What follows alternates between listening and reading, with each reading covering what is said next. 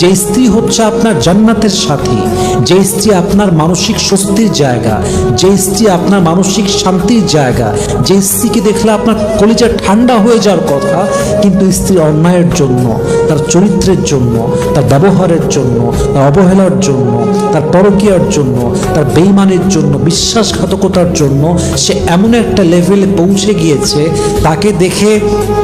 মানসিক শান্তি পাওয়া তো দূরের কথা, দেখলেই জাহান্নামের আগুন মনে হয়, দেখলে ভেতরে একটা জ্বালা যন্ত্রণা শুরু হয়ে যায়, যাকে দেখলেই বেঈমানের কথাগুলো স্মরণ হয়ে যায়। সম্পর্ক যদি এই লেভেলে পৌঁছে যায়, ট্রাস্টও নাই, বিশ্বাসও নাই, ভরসা নাই, মিউচুয়াল আন্ডারস্ট্যান্ডিং নাই, একে অপরের প্রতি সম্মান নেই, ভালোবাসা নেই, যত্ন নেই, দায়িত্ব নেই, যদি এমন একটা অবস্থা আপনি পৌঁছে যান,